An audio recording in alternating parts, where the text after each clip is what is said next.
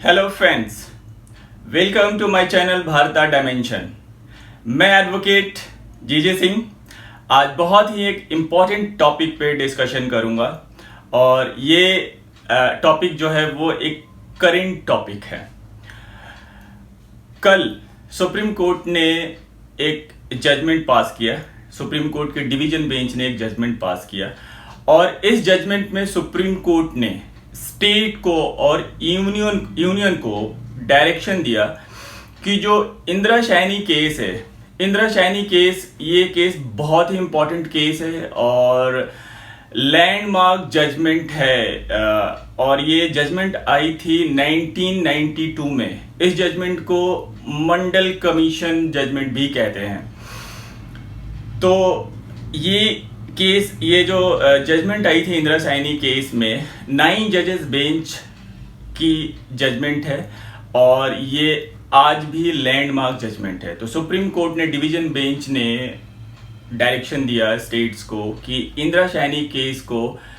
Implement करें और आप अपनी कुछ भी ऐसी पॉलिसी ना बनाए जो कि इंदिरा शाइनी केस के अगेंस्ट जाती है। इस इंदिरा शाइनी केस में ही सुप्रीम कोर्ट ने 50% का लिमिटेशन लगाया था रिजर्वेशन पे। एक्चुअली जो अभी डिवीजन बेंच का जजमेंट आया है उसमें डिवीजन बेंच ने बोला है कि क्रीमी लेयर का जो डिसीजन होता है या जो डिसीजन होना चाहिए, जो गवर्नमेंट डिसीजन करती है क्रीमी लेयर को लेके, वो इकोनॉमिकल बेसिस पे ना करके फाइनेंशियल बेसिस पे उसका डिसीजन करे, क्रीमी लेयर को डिसाइड करे। अब ये इकोनॉमिकल बेसिस और फाइनेंशियल बेसिस में डिफरेंस क्या है? इकोनॉमिकल बेसिस, अगर किसी की सैलरी पर एनम, पर साल 4,000 या 5 lakhs या 4 lakhs है तो हम इसको इकोनॉमिकल बेसिस कहते हैं।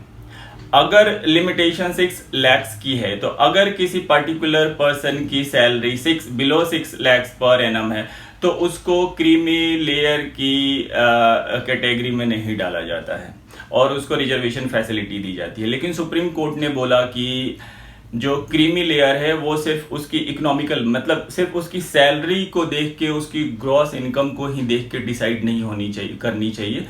बल्कि उसकी जो ओवरऑल बैकग्राउंड है, उसके पास जो प्रॉपर्टी है, मूवेबल या इमूवेबल प्रॉपर्टी है, और अगर वो गवर्नमेंट जॉब में कोई हायर पोस्ट पे है, भले उसकी सैलरी कम हो,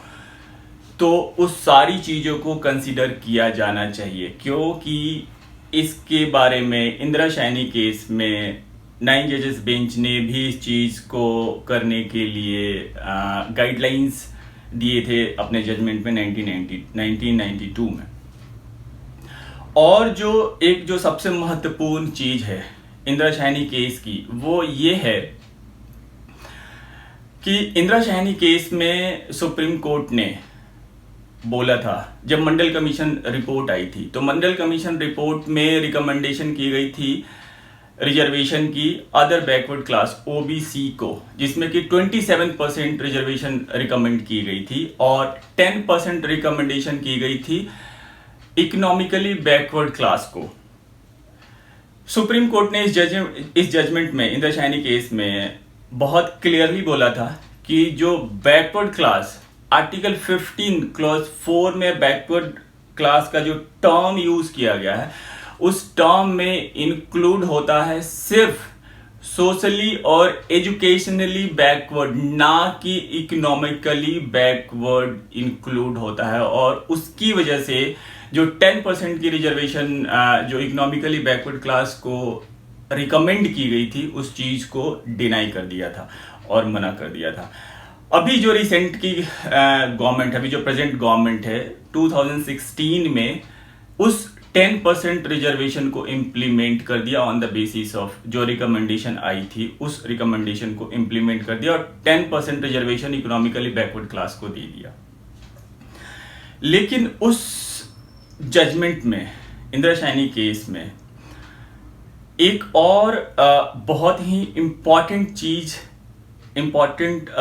एस्पेक्ट के लिए गाइडलाइंस दी गई थी और वो ये बोला गया था कि जो रिजर्वेशन की पॉलिसी है, वो पॉलिसी का जो इम्प्लीमेंटेशन है वो अच्छे तरीके से होना चाहिए। अब अच्छे तरीके से होना चाहिए कैसे? उस जजमेंट में सुप्रीम कोर्ट ने बाबा साहब अंबेडकर के डिबेट को कोट किया था, जो डिस्कशन हुई थी कॉन्स्टिट्यूएंट असेंबली में। उस असेंबली में ड्यूरिंग द डिबेट बाबा साहब अंबेडकर ने बोला था कि जो हमारी इक्वालिटी, जो प्रिंसिपल ऑफ इक्वालिटी है, जो कि आर्टिकल 14 में इंक्लूड किया गया है, every person all are equal before law, वो जो रिजर्वेशन है, जो पॉलिसी ऑफ रिजर्वेशन है, वो अगेंस्ट इक्वालिटी नहीं है, बल्कि इक्वालिटी टू अचीव इक्वालिटी है।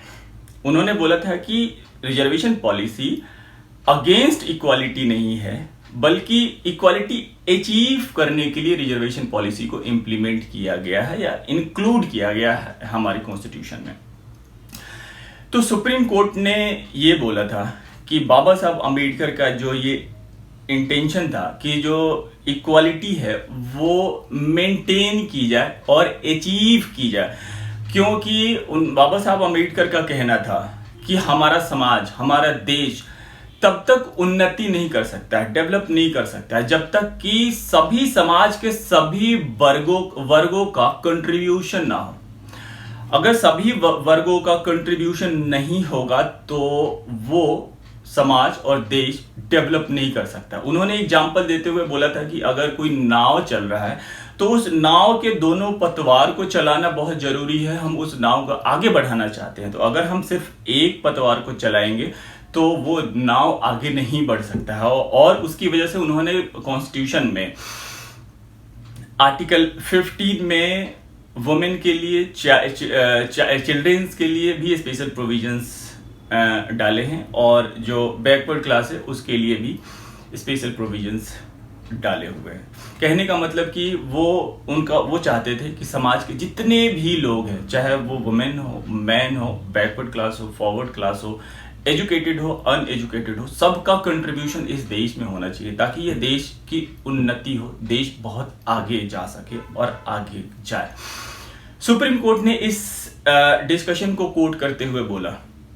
कि जो हमारी रिजर्वेशन पॉलिसी है, अगर फॉर एग्जाम्पल जो अदर बैकवर्ड क्लास को 27% की रिजर्वेशन दी जाती है, अब अदर बैकवर्ड क्लास में कितने सारे कास्ट्स हैं, सारे स्टेट्स की अलग अलग लिस्ट है, और जिन सारे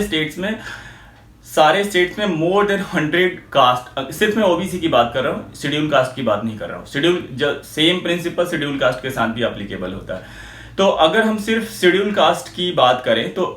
हर स्टेट की लिस्ट में मोर देन 100 कास्ट्स हैं, सिर्फ ओबीसी के, अदर बैकवर्ड क्लास के। अब जो रिजर्वेशन पॉलिसी, अगर हम 27% की बात करते हैं, तो जो 27% में 25% जो रिजर्वेशन है, वो जो टॉप पे, जिनकी फाइनेंशियल कंडीशन, बैकवर्ड क्लास में जो टॉप पे जो कास्ट हैं, जिनकी फाइनेंशियल कंडीशन अच्छी है, जिनकी एजुकेशनल कंडीशन भी अच्छी है, वो जो पूरे रिजर्वेशन का जो बेनिफिट है ना, वो उनको चला जाता है। और उनके ये चीजें होने में हमारे पॉलिटिकल पार्टी का भी बहुत बड़ा रोल होता है। पॉलिटिकल पार्टी क्या करती है, फॉर एग्जाम्पल आप बिहार और उत्तर प्रदेश का एग्जाम्पल ले सकते हैं। एक पार्टिकुलर क्लास, जिस कास्ट का चीफ मिनिस्टर होता है, वो चीफ मिनिस्टर क्या करता है, वो भले ही वो चीजें कहता है ओबीसी, मंडल कमीशन, मंडल रिपोर्ट, लेकिन उसका जो वो उपयोग है वो सिर्फ अपने वेस्टेड इंटरेस्ट के लिए करते हैं, ना कि वो पूरे समाज के लिए करते हैं। मैं समाज सिर्फ ओबीसी की बात कर रहा हूं, और शेड्यूल कास्ट के साथ भी ये सेम चीज एप्लीकेबल होती है। अब जो वहां की गवर्नमेंट होती है, वो क्या करती है, वहां जो एनजीओ काम कर रहे होते हैं, वो उस एनजीओ को ही फंड करते हैं जो एनजीओ उस पर्टिकुलर कास्ट की अपलिफ्टमेंट के लिए काम करती है, तो सिर्फ उसी को फंडिंग होती है। अब उस पर्टिकुलर कास्ट जिसका कि चीफ मिनिस्टर उस स्टेट में है, तो वहां पे वो एनजीओ बहुत ज्यादा वैसे एनजीओ बनने शुरू हो जाते हैं, और वो एनजीओ उस पर्टिकुलर कास्ट पे जाके ज्यादा काम करती है, और काम करने की वजह से उनकी जो कंडीशन है वो पहले से बेटर होने लग जाती है और अच्छी होने लग जाती है। और इसकी वजह से जो रिजर्वेशन की पॉलिसी है वो ज्यादा से ज्यादा ग्रैब करना शुरू कर देते हैं, और रिजर्वेशन की जो पॉलिसी है उसका जो बेनिफिट है उसका कंसंट्रेशन होने लग जाता है किसी एक या दो कास्ट के बीच में। तो जो बाकी के रेस्ट ऑफ कास्ट है 98 और 80, मैं कहता हूं कि अगर 10 कास्ट के भी में भी अगर वो डिस्ट्रीब्यूट हो रहा है 27% की जो रिजर्वेशन की जो बेनिफिट है अगर वो डिस्ट्रीब्यूट हो रहा है, तो बाकी के जो 80-40 या जितने भी कास्ट हैं उनके पास तो उसकी बेनिफिट नहीं जा रही है। तो सुप्रीम कोर्ट ने बोला कि अगर यही सिलसिला चलता रहे तो जो हमारे फाउंडिंग फादर हैं, कॉन्स्टिट्यूशन जिन्होंने बनाया है, और बाबा साहब अम्बेडकर का उनका ये सपना कि हमारे देश में समानता आ जाए, ये सपना उनका कभी पूरा ही नहीं होगा और हम इक्वालिटी को कभी अचीव कर ही नहीं पाएंगे। और अगर हम इक्वालिटी को कभी अचीव नहीं कर पाएंगे तो फिर ये रिजर्वेशन पॉलिसी फॉर एवर हमेशा के लिए हमारे देश में रह जाएगी। बाबा साहब अम्बेडकर ने बोला था कि रिजर्वेशन पॉलिसी को आप यूं समझ लें कि ये हमारे समाज में एक बीमारी है जिसका कि ऑपरेशन के थ्रू उस बीमारी को ठीक किया जा रहा है, रिजर्वेशन थ्रू रिजर्वेशन। तो जब ऑपरेशन होता है तो कष्ट और पीड़ा होएगी, लेकिन उसे हमें बर्दाश्त करना है, क्योंकि अगर हम बहुत लंबा और आगे की सोच रहे हैं तो हमें वो जो एक पीड़ा हो रही है उसे हमें बर्दाश्त करना पड़ेगा। उसके लिए बाबा साहब अम्बेडकर ने 10 साल का समय भी दिया था। आर्टिकल 335 में बाबा साहब अम्बेडकर ने इस चीज को भी इंश्योर किया था कि जो मेंटेनेंस ऑफ एडमिनिस्ट्रेशन है वो सफर ना करे, मतलब कि जो reservation should be inconsistence with the maintenance of administration. अब आर्टिकल 335 पढ़ेंगे तो बाबा साहब ने पूरी तरह से इस चीज को इंश्योर किया था कि हमारा देश का जो एडमिनिस्ट्रेशन है वो भी सफर ना करे, और एक टाइम लिमिट फिक्स किया था। लेकिन वो टाइम लिमिट हर 10 साल के बाद एक्सटेंड होता जा रहा है, और अगर ये जैसी पॉलिसी को जिस तरह से इम्प्लीमेंट किया जा रहा है तो बाबा साहब अम्बेडकर का सपना कभी भी पूरा नहीं हो पाएगा और हम इस समाज में कभी भी इक्वालिटी को लेके नहीं आ पाएंगे, क्योंकि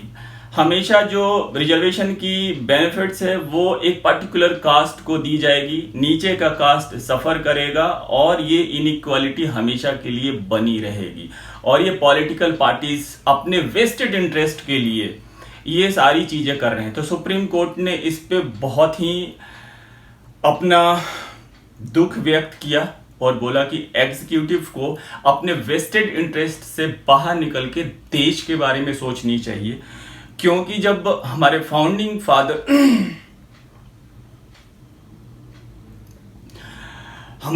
फादर ने भी हमारे देश के बारे में सोचा और इस देश की उन्नति के लिए उन्होंने ये इस कॉन्स्टिट्यूशन में सारे प्रोविजंस को इंक्लूड किया।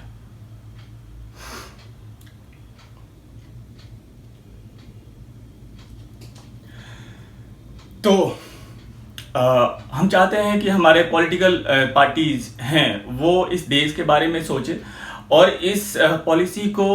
ईमानदारी से इम्प्लीमेंट किया जा सके, क्योंकि हमारा देश कास्ट में है as per the statement given by Ambedkar साहब, क्योंकि ये ऑपरेशन हो रही है। तो अगर हमारा देश कष्ट में है तो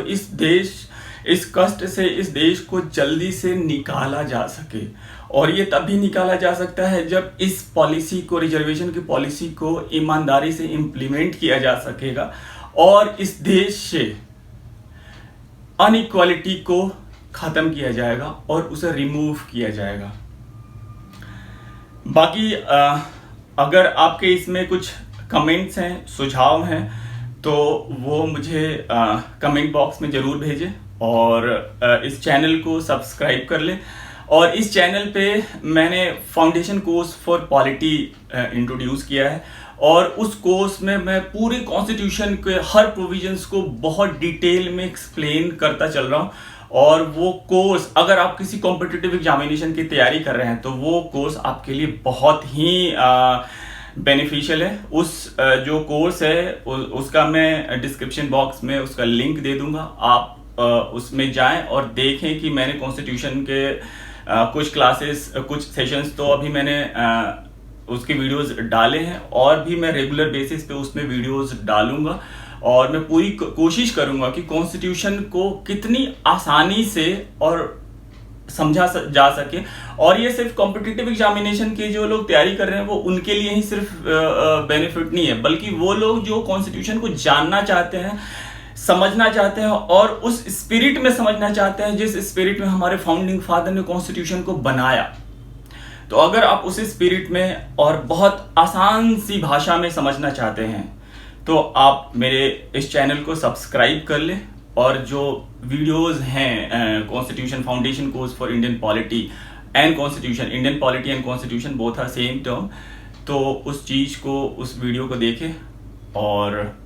उसे लाइक करें, और इस सब्सक्राइब करके जो नोटिफिकेशन पाने के लिए इसकी जो बेल है उसको क्लिक कर दें। Thank you.